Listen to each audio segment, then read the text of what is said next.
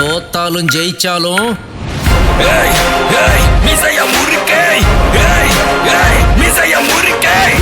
This world wasn't always so small and petty. Thousands of years ago, while the rest of men prayed to gods, the Valyrians became them. Through magic or sheer will, they mastered the greatest creatures in history. A horse grants man dominion over the land, a ship over the sea.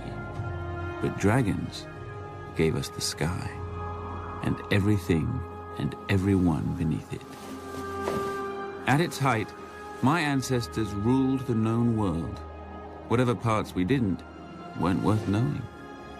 Our capital of Valyria shamed the magnificent cities of the east, for hammers and chisels were no match for dragon fire and sorcery.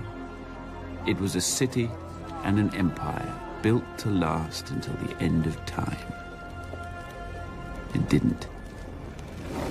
400 years ago, the doom fell on Valyria.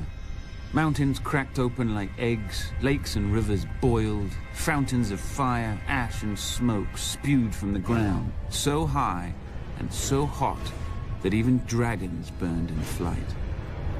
The land splintered, and the angry sea rushed in.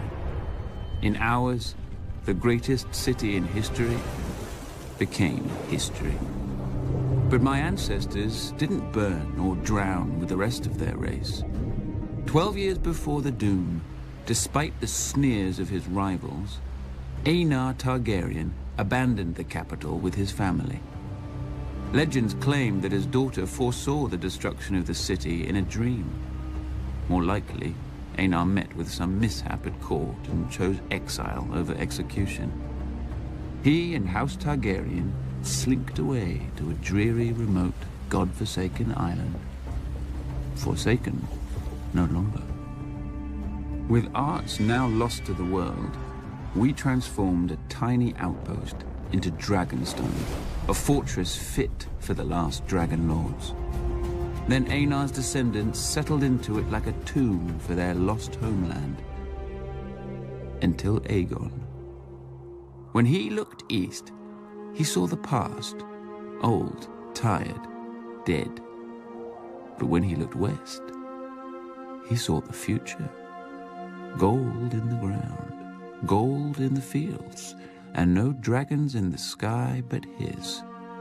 He and his sisters, Rhaenys and Visenya, flew over the great continent, ostensibly visitors to a strange land.